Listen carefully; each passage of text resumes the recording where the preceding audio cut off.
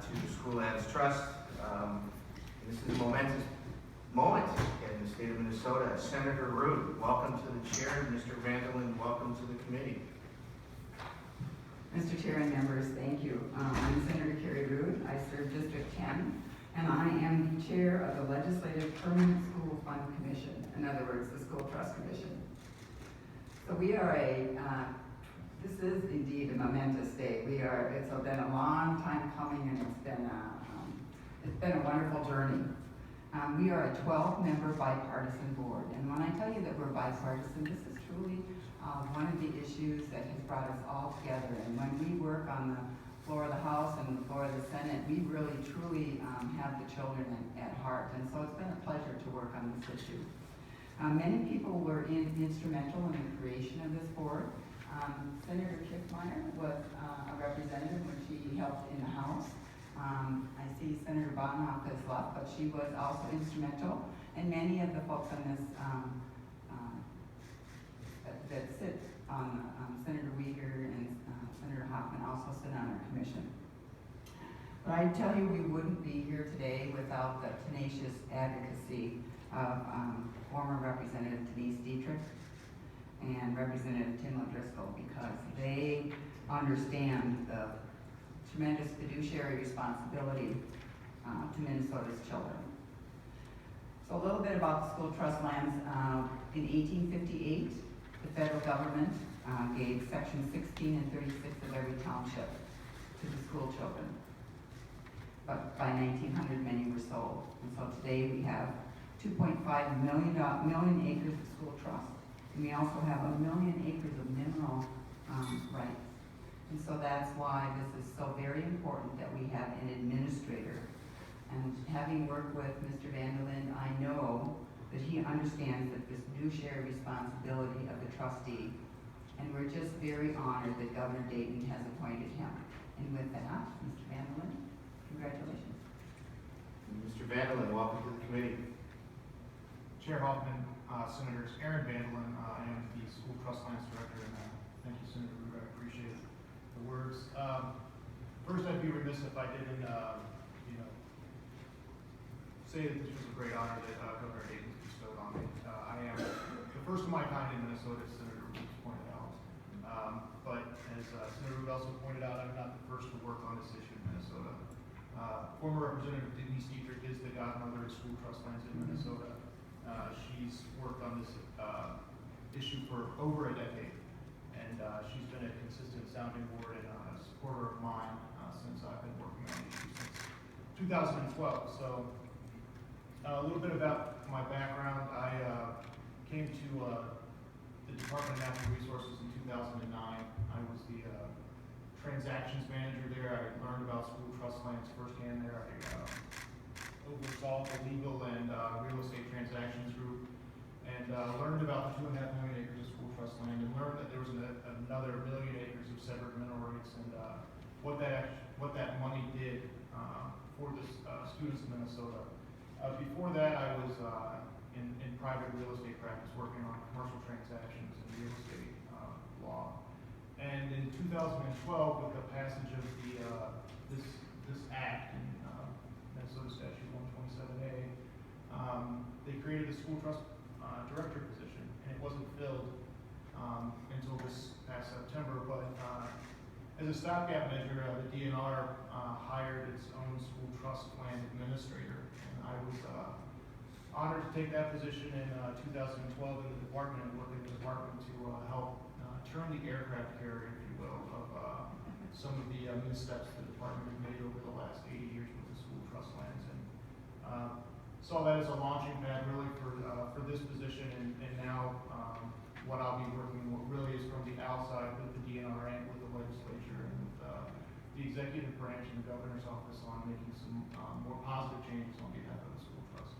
So Senator Root stole some of my history with the 1858. I had to change some of my notes here. So I'll tell you why I think the position is important, and I'll go back farther than 1858. I'll go back to 1787. It's a Northwest Ordinance. That's when a lot of these lands were set aside.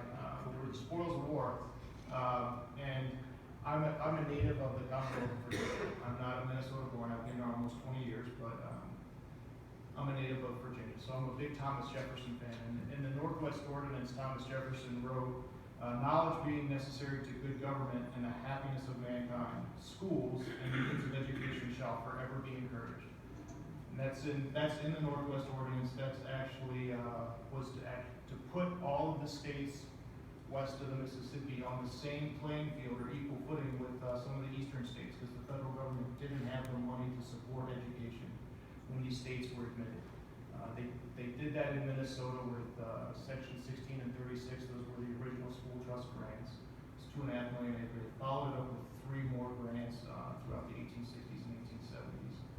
The total land that the state received from the federal government was 8.1 million acres. The majority of that has been sold. The majority of it, 5.6 million acres, that was sold was mainly in southern Minnesota. We have 2.5 left, as Senator Root said, and 2.2 of that is in the Arrowhead region. It's in iron mining area and forest products areas. So we need to, really pay attention to how those resources are managed. And I'll tell you, over the last 80 years, when the Department of Natural Resources, or then Department of Conservation, took control of the school trust lands, I don't know that the school trust actually had a voice inside the Department of Natural Resources. I don't think they had a voice much at the legislature either. And that's changing. Like I said, we're trying to turn that aircraft carrier around and give it a voice, and that's what I intend to do. So how do you do that? It's 80 years of history to turn around, and you don't do it in a couple of years. But the first thing I think you have to do is actually recognize what the duties of a trustee are. And as I said, I'm a 2002 law school grad. I think I understand that very well. The first duty that is owed to any trust by its trustee, and I consider myself the lead trustee for the state, as you all are also trustees as well. You make decisions on behalf of the trust. But the first duty that's owed is the duty of undivided loyalty. So that means you can't do anything to the trust that would actually harm the trust in the future. You have to protect the trust resources. You have to make sure that you're paying income to the trust beneficiaries. The beneficiaries in Minnesota are the 850,000 plus children in K through 12 education. I thought about bringing my two today, but Senator Hoffman seen them playing in the front yard because he canvassed me a couple of years ago, and I told him about this issue. I just set him up actually on the front step of my house. And that was right before I took my job at the DNR, but I didn't think that sent a good message to let a couple of kids get out of school. Come to this, I thought maybe we could stay in school with some education today.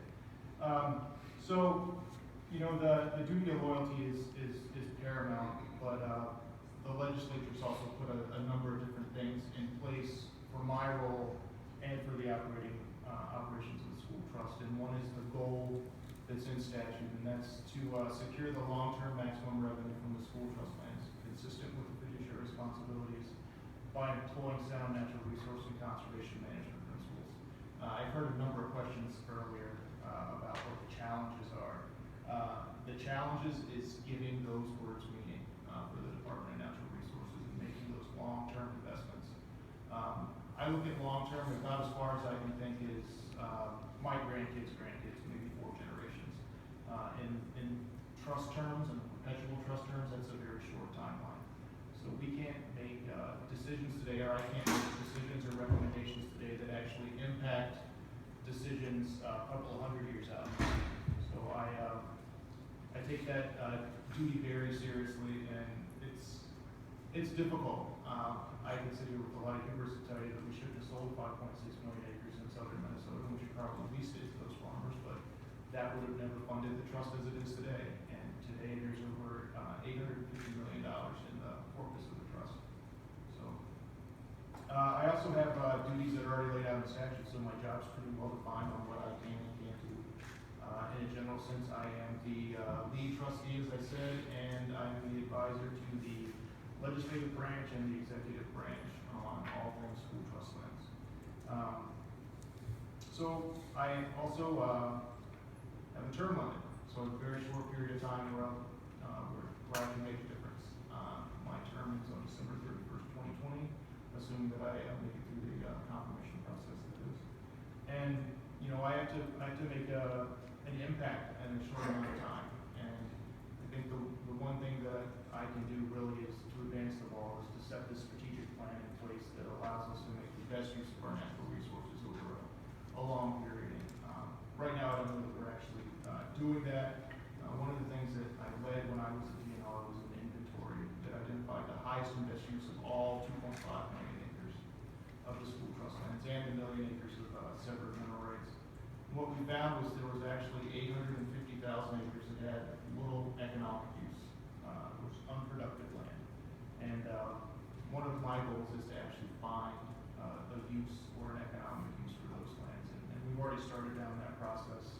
I'm not sure how many of you remember or not, but the sex-involved land exchange that occurred last year actually took unproductive peatlands that had been heavily ditched and turned those into high-value timberlands. And we did that with the help of some conservation partners and private money. And what that project did was actually get the trust high-value timber in northern Minnesota. It gave up 12,000 acres of low-value peatlands. It restored a wetland. It created a wetland bank, and it did so using 90% private money. So we need to leverage our partners as best we can. So that's a little bit about me and my vision. I'll stand for questions. Questions for Mr. Vande Linde? Mr. Chair, Senator Wiegert. Yes, thank you, Mr. Chair, and I hope we can get a partial transcript for Senator Cohen on the historical background back in the 1700s. Fresher.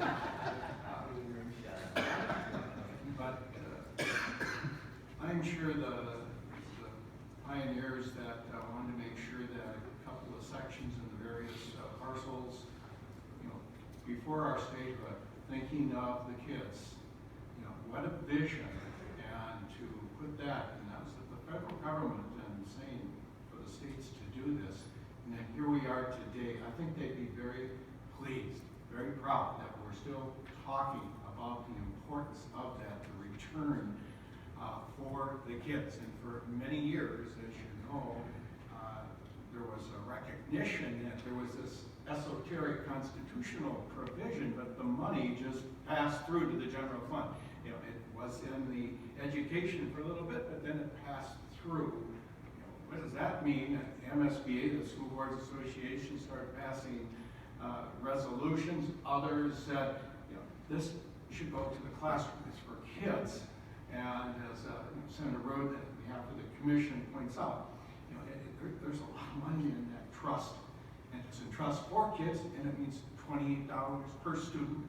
Now, that could grow, and I know it will, because of the board, the bipartisan board, but because of a very, very outstanding director. We couldn't get a better one, and I'm just real pleased to finally get the ball rolling to get this finalized. And I thank you for your work. You're a perfect fit for where we are in our history. Senator Clausen, and then thank you, Senator Wiegert. Senator Clausen, then Senator Kiffmeyer. Thank you, Mr. Chair. This is kind of, I think, another historical question. I know that part of these lands, years ago, there was an acre in the section that was set aside for school building. They could actually build a rural school. And so as you drive around the country, you can still see remnants of that. I'm wondering, how many of those acres still exist for the actual school buildings? Is that part of the total that you shared with us today, or is that a separate number? If that makes sense. Mr. Vande Linde? Chair, I'll consider Clausen. That's an excellent question. I do not know the answer to that. You might have sunk me. The way I originally looked at the school trust lands when I first learned about them, you look at the township and it's section 16 and 36, and oh, well, there's a schoolhouse or there's a school land within 3 miles anywhere, any direction.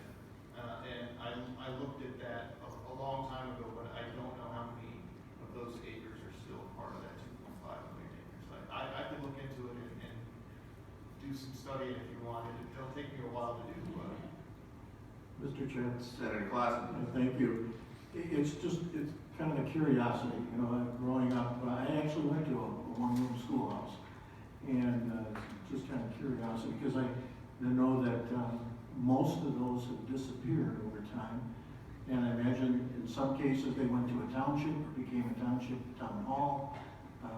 Others, you can still drive around and all of a sudden at the crossroads of the section, there's an empty plot sitting there. And you just kind of wonder, you know, was there a school there one time? Or you can see the remnants of the school. So just curiosity, thanks. I'll look into it. Thank you, Mr. Vande Linde. Senator Clausen, I wonder if Chair Wigger would like to form another work group that you could share. Senator Kiffmeyer. Thank you. Thank you very much, Mr. Chair. And really appreciate your being here today, Mr. Vande Linde. It sounds like you're well prepared and well qualified for this momentous role. But I do think, when I think of all the history, to think of how forward-thinking they were.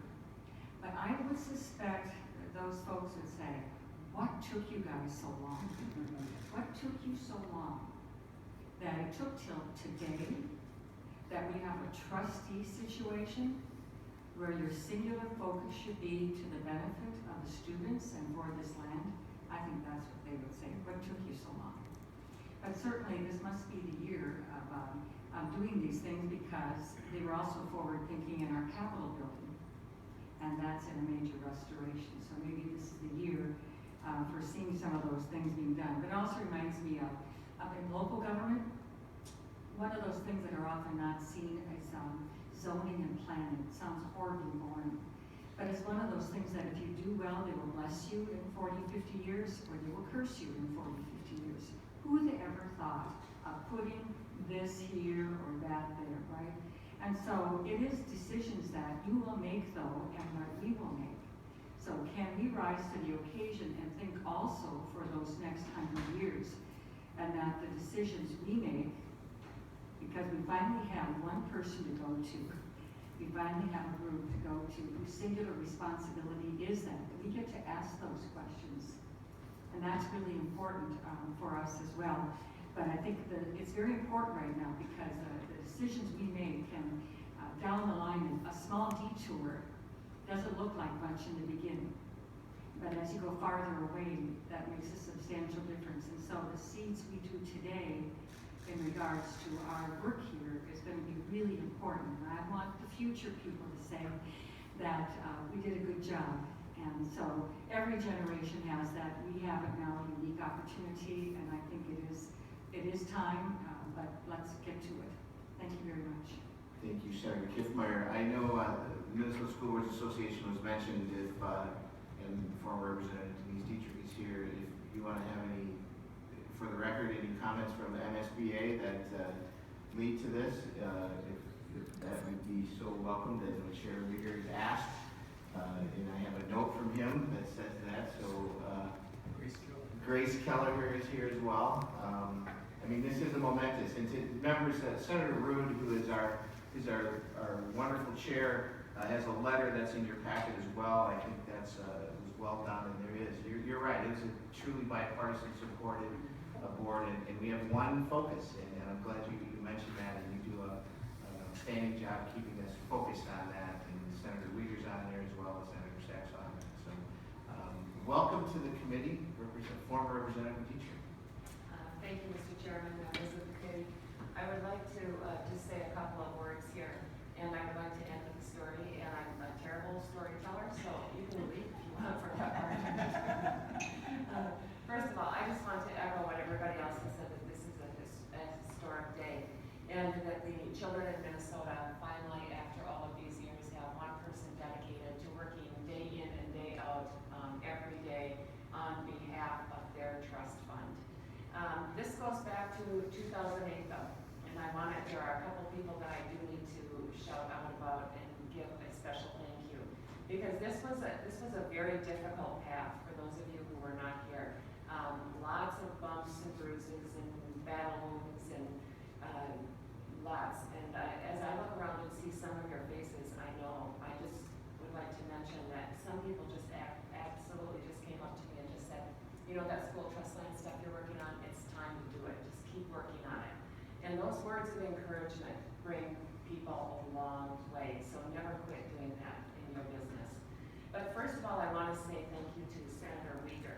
He actually chaired the advisory committee that got this ball rolling. He said, as the advisory committee, I'm sure you're not surprised, we have to learn more. So we're going to go up north and we're going to take a school trust lands tour.